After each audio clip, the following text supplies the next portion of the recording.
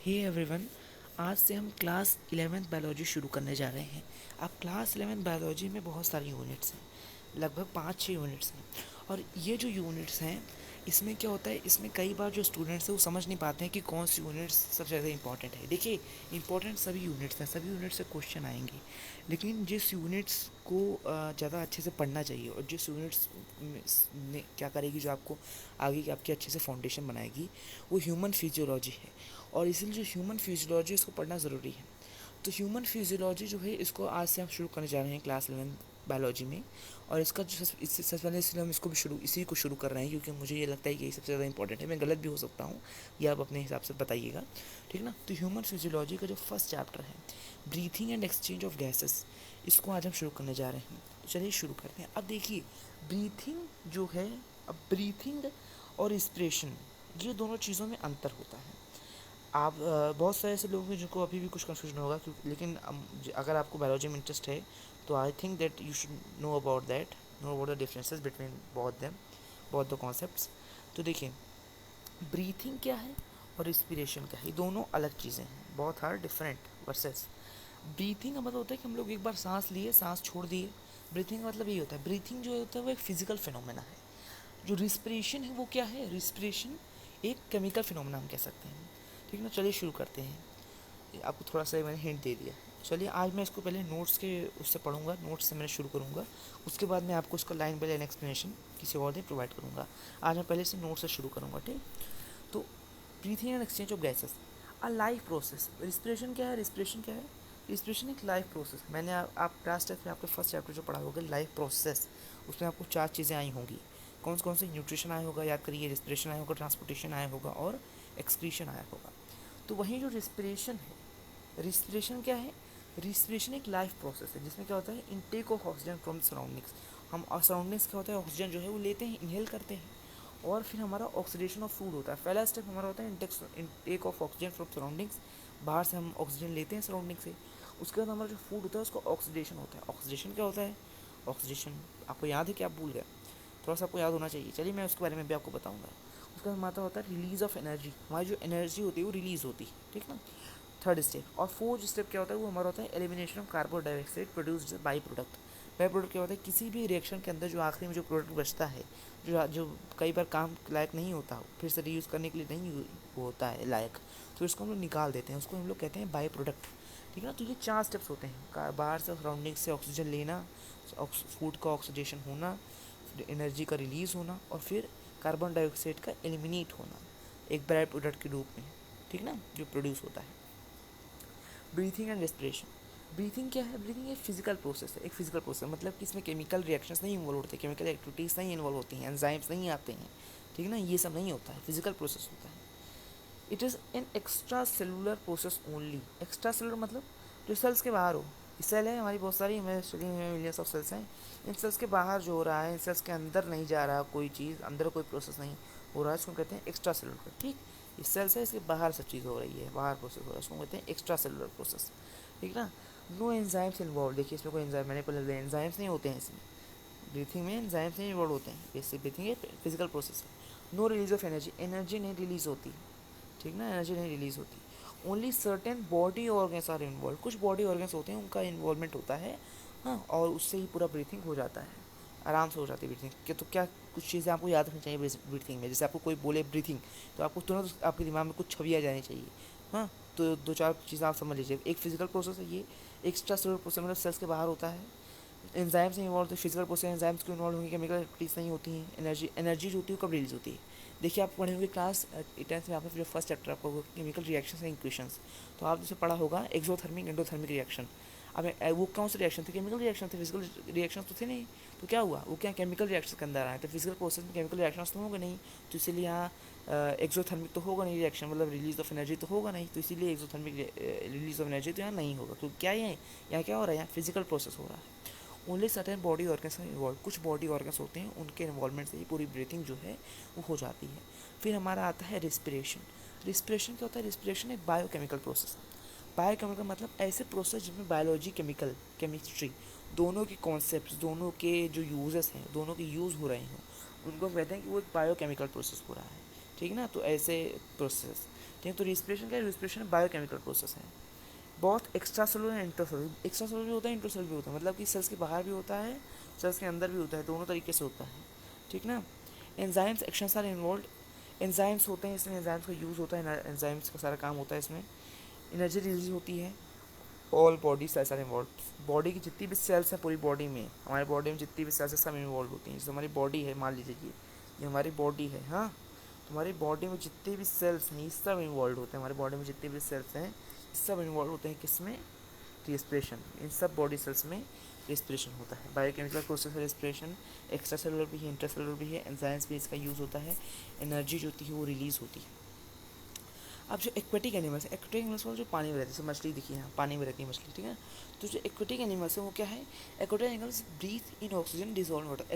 Aquatic animals कैसे respiration करते हैं, एक्वेटिक एनिमल्स क्या करते हैं, वो ऐसे आराम से पानी में रहते हैं, पानी में जो ऑक्सीजन है वो डिजॉल्व रहती है, उसको ऐसे लेते हैं और फिर लेके रेस्पिरेशन करते हैं।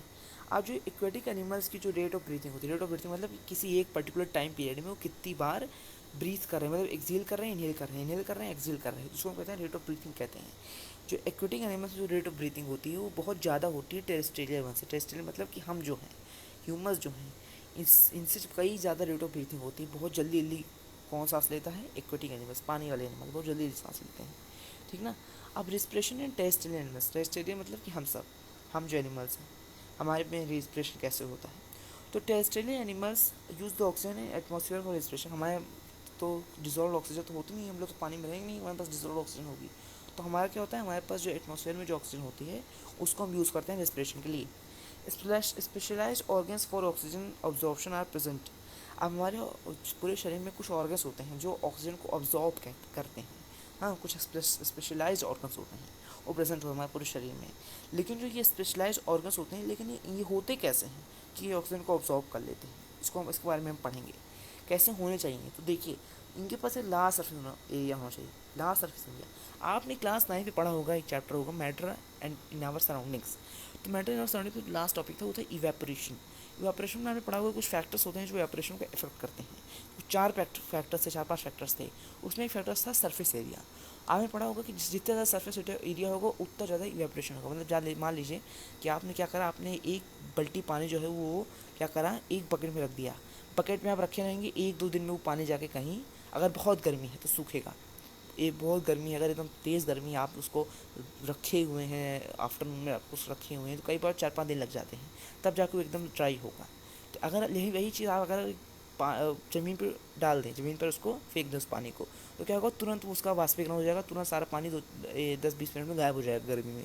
तो क्या होगा, जो बल्टी था उसका सरफेस एरिया कम था, ठीक ना, बकेट का जो सरफेस एरिया था वो कम था, लेकिन जो ज़मीन है उसका सरफेस एरिया ज़्यादा था, इसलिए ज़मीन उसने उसको अवशोषित कर लिया, अब्जॉर्ब कर लिया उस पानी को, ठीक ना। तो वही हो रहा है, जितना ज़्यादा सरफेस एरिया होगा उतना ज़्यादा अच्छा ऑब्जॉर्प्शन होगा। तो इसीलिए अगर ऑक्सीजन को ऑब्जॉर्ब करना है तो जो सरफेस एरिया होना चाहिए, जो ऑर्गन उसको ऑब्जॉर्ब कर रहा है, उस ऑर्गन का सरफेस एरिया होना ज़्यादा बड़ा होना चाहिए, लार्ज होना चाहिए। They should be expose to the surrounding such as lungs in animals through nostrils. अब सराउंडिंग्स में एक्सपोज होना, क्योंकि हम बाहर से तो ले रहे हैं उसको, उस ऑक्सीजन को तो हम बाहर से ले रहे हैं। तो अंदर अगर कोई ऑर्गन, जैसे मान लीजिए किडनी है, तो किडनी तक वो ऑक्सीजन कैसे पहुँचेगा। तो वो जो ऑर्गन है या तो वो सराउंडिंग्स में एक्सपोज होना चाहिए, या तो कुछ ऑर्गन्स उससे कनेक्ट होने चाहिए जो ऑक्सीजन को उसके तक लाएँ, ठीक ना। हमारे में क्या होता है, टेरेस्ट्रियल एनिमल्स में हमारे पास क्या है, हमारे पास लंग्स हैं। लंग्स जो हैं वो क्या होते हैं, वो नॉस्ट्रल्स के थ्रू एक्सपोज होते हैं सराउंडिंग से। लंग्स तो हमारे अंदर होते हैं, यहाँ सीने के पास मांस के अंदर है लंग्स, लेकिन जो हमारा नॉस्ट्रल्स है वो एक्सपोज है सराउंडिंग से, ठीक ना। हमारे पास 2 छेद है नाक में, वहाँ से हमारे पास क्या आती है, एयर आती है, एयर के अंदर ऑक्सीजन होती है, ठीक ना। तो उसी जो ऑक्सीजन है उसको ही हम लोग वही लंग्स तक जाते हैं, लंग्स से वही ऑक्सीजन, उसी ऑक्सीजन का ऑब्जॉर्प्शन होता है, फिर रेस्पिरेशन होता है। There are some terrestrial animals who have surfaces through which gaseous exchange occurs. कुछ ऐसे टेरेस्ट्रियल एनिमल्स होते हैं, मतलब कुछ ऐसे ज़मीन पर रहने वाले जानवर होते हैं जिनके पास उनके शरीर पे कुछ ऐसे सर्फेसेस होती हैं जिनसे जो गैशियस एक्सचेंज वो अक्कर होता है। गैशियस एक्सचेंज मतलब कि जो गैस है वो अंदर जाती हैं बाहर आती हैं, ठीक ना। कुछ ऐसे टेरेस्ट्रियल एनिमल्स होते हैं। अब ये जो इनकी जो सर्फेस होती हैं ये परमिएबल होती हैं। परमिएबल होनी चाहिए, होती क्या है, होनी चाहिए, होती तो है ही, लेकिन होनी भी चाहिए, ज़रूरी भी है।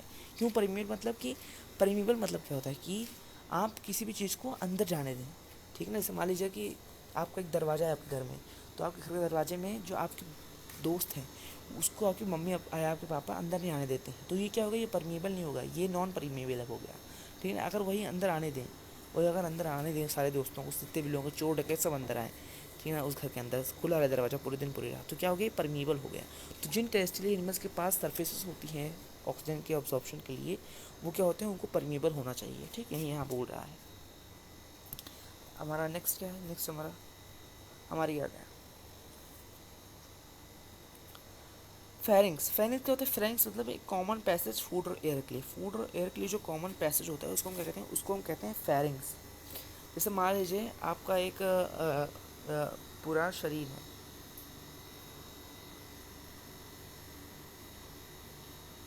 आइए, ये आपका पूरा शरीर है, ठीक ना, ये आपका पूरा शरीर है।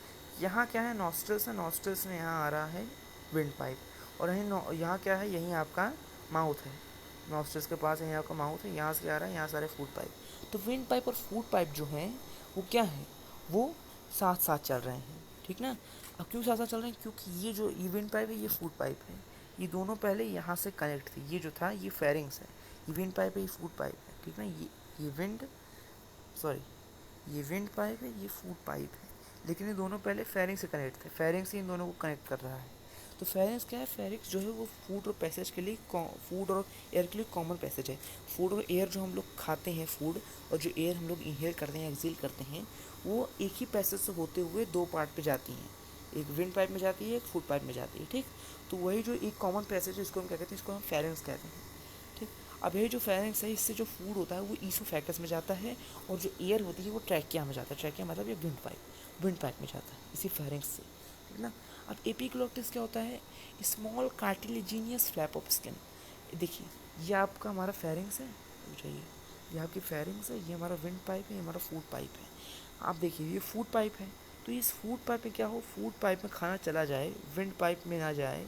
ठीक ना, तो इससे क्या होता है, इसीलिए क्या होता है, इसीलिए हमारे पास एक एपिग्लोटिस होता है, एक ऐसे मास का स्ट्रक्चर होता है जो क्या करता है, जो फूड को यहीं भेज देता है, फूड को फूड पाइप में भेज देता है, यहाँ जाने से रोकता है, यहाँ जाने से रोकता है। ठीक ना, तो उसको हम कहते हैं, उसको हम कहते हैं एपिग्लोटिस। तो ये अगर आपके फेरिंग्स है, या आपका विंड पाइप है, आपका फूड पाइप है, तो जो यहाँ यहाँ जाने से आपको रोक रहा है, यहाँ जाने में मदद कर रहा है, तो फूड को, वही क्या है, वही इसको हम लोग एपिग्लोटिस कहते हैं। अब ये क्या करते हैं, ये कार्टिलेज से बना हुआ है, prevent food from entering the respiratory tract. Respiratory tract मतलब विंड पाइप में फूड को इंटर करने से रोकता है, विंड पाइप में ना चला जाए। ठीक, ट्रैकिया, ट्रैकिया क्या होता है, हमारा फेरिंग्स हो गया, एपिग्लोटिस हो गया, उसका हमारा आता है trachea. Air passes from pharynx into this pipe, ये इसको विंड पाइप को ही हम लोग ट्रैकिया कहते हैं। तो फेरिंग्स से क्या होता है, फेरिंग्स से जो विंड है, जो ये जो ऑक्सीजन है, वो ट्रैकिया में चली जाती है। अभी जो ट्रैकिया है ये सीलिया से लाइंड होता है, मतलब जो ट्रैकिया, हमारी जो ट्रैकिया है, इसमें से सीलिया लगी रहती है, सीलिया देखिए, ये सीलिया है, सीलिया हमने पढ़े होंगे अपने क्लास साइंस में, हमने पढ़ा होगा सीलिएटेड एपिथेलियम टिश्यू। ठीक ना, तो वही सीलिएटेड एपिथेलियम टिश्यू यहाँ प्रेजेंट होता है, वही जो सीलिएटेड एपिथेलियम टिश्यू है वही यहाँ प्रेजेंट होता है, और म्यूकस भी यहीं होता है, म्यूकस जो है वो भी यहीं होता है। अब जो C shaped rings of cartilage are present surrounding the trachea which prevented from getting collapse. अब जो ट्रैकिया है इसके अराउंड क्या होता है, इसके अराउंड कुछ जैसे सी शेप, देखिए सी का शेप है ना, ये सी शेप क्या होते हैं, रिंग्स प्रेजेंट होते हैं, ऐसे ऐसे ऐसे ऐसे रिंग्स प्रेजेंट होते हैं इस ट्रैकिया के अराउंड, जो इसे कोलैप्स होने से, ख़राब होने से या टूटने से बचाते हैं, किसी तरह से ये इसके साथ कुछ गड़बड़ होना ना हो जाए, इसलिए इसके अगल बगल C shape ribs rings present होती हैं, कार्टिलेज के प्रेजेंट होते हैं। ठीक है ना, तो फेरेंक्स, एपिग्लोटिस और ट्रैकिया। उसके बाद हमारे पास आता है लंग्स। लंग्स क्या होता है, आप देखिए, विंड पाइप से जो खाना है वो विंड पाइप से खाना जाएगा, फूड पाइप से जो खाना है वो तो गया, फूड पाइप में चला गया। विंड पाइप से जो खाना है वो कहाँ गया, वो आया हमारा एपिग्लोटिस से फूड पाइप में खाना गया, उसके बाद विंड पाइप से जो एयर आ रही है वो क्या है, वो ट्रैकिया में आई, ट्रैकिया के बाद क्या हुआ, ट्रैकिया से लंग्स में आई, ये ट्रैकिया है, यहाँ आके ये दो ठे जो लंग्स हैं हमारे हमारे दो ठे लंग्स हैं, इनमें आके ये चला गया। अब क्या है, जो लंग्स होते हैं वो क्या होते हैं, स्पॉन्जी होते हैं, स्पॉन्जी मतलब कि ऊपर नीचे होते हैं, स्पॉन्जी मतलब आप जानते होंगे जैसे स्पॉन्ज जो होता है, ठीक ना, स्पॉन्ज करते हैं सारा, अगर उसमें पानी लेते हैं, स्पॉन्ज को इसे पानी वाले बकेट में डुबोते हैं और उसको फिर टाइट से प्रेस करते हैं, सारा जो पानी वो बाहर निकल आता है। तो जो लंग्स होते हैं वो स्पॉन्जी होते हैं और इलास्टिक होते हैं, इलास्टिक मतलब इनको खींचा जा सकता है, ऐसे होते हैं ये, ठीक है, लंग्स। और ये बहुत बलून तरीके का होता है। बलून तरीके का मतलब कि जैसे बलून होता है, ठीक ना, और उसको हम लोग फुला सकते हैं, उसका हम गैस निकाल सकते हैं, गैस के अंदर भर भी सकते हैं, गैस के अंदर उसके अंदर से निकाल भी सकते हैं। तो वैसे ही लंग्स भी होते हैं। जब हम लोग ऑक्सीजन ब्रीथ करते हैं तो जो लंग्स होते हैं ये एक्सपैंड हो जाते हैं। एक्सपैंड मतलब जैसे हमने ऑक्सीजन लिया, ये लंग्स हैं, ठीक ना, ये लंग्स हमारे, हमने ऑक्सीजन क्या करते हैं, ऑक्सीजन हमने इनहेल करा। जब हम ऑक्सीजन इनहेल करते हैं तो जो लंग्स होते हैं, मान लीजिए लंग्स ऐसे ऐसे हैं, जब हम ऑक्सीजन इनहेल करते हैं लंग्स ऐसे ऐसे हो जाते हैं, एक्सपैंड हो जाते हैं। ओके, और ये एक्सपैंड क्यों होते हैं, जिससे इनके अंदर जो एयर हो वो एकोमोडेट हो जाए, इसलिए फूल जाते हैं। इसके अंदर जो एयर है जल्दी ज़्यादा ज़्यादा एयर इनके अंदर आ जाए, इसलिए क्या करते हैं, ये एक्सपैंड करते हैं। और while have to contract way air is, अब जब एयर हमारे अंदर से बाहर जाती है तो क्या करता है, यही जो एक्सपैंड हो जाते हैं यही फिर छोटे हो जाते हैं, ठीक ना, ऐसे श्रिंक हो जाते हैं। लोकेटेड इन थोरैसिक कैविटी, अब जो ये हमारे लंग्स होते हैं वो थोरैसिक कैविटी में होते हैं। थोरैसिक कैविटी क्या होता है, देखिए हमारा शरीर जो है वो 3 पार्ट में डिवाइडेड होता है। जब हम रिस्पिरेशन के बारे में बात करते हैं और किसी के बारे में, जब हम रिस्पिरेशन किसी भी एनिमल के बारे में बात करते हैं, किसी भी टेरेस्ट्रियल एनिमल्स के बारे में, तो उसकी बॉडी को हम 3 पार्ट्स में डिवाइड करते हैं। हेड, थोरैक्स, थोरैक्स हो गया, हमारा थोरैक्स हो गया, फिर हमारा ये एब्डोमेन हो गया। तो जो थोरैक्स में हमारे लंग्स प्रेजेंट होते हैं, थोरैक्स, इसी अभी जो थोरैक्स वाला पार्ट है इसको हम लोग थोरैसिक कैविटी कहते हैं। तो इसी थोरैसिक कैविटी हमारे लंग्स जो हैं वो प्रेजेंट होते हैं। अब जो 2 लंग्स होते हैं हमारे पास, एक राइट लंग होता है, एक लेफ्ट लंग होता है। तो जो राइट लंग होता है उसके अंदर 3 लोब्स होते हैं। हमारे पास राइट लंग है, इसके अंदर 3 लोब्स होते हैं। और हमारे पास जो लेफ्ट लंग है उसके पास 2 लोब्स होते हैं, ठीक ना। अब ये 2 लोब्स होते हैं, ठीक, राइट लेफ्ट लंग के पास 2 लोब्स, राइट लंग के पास 3 lobes, right lung 3 lobe, left lung 2 lobes, ठीक।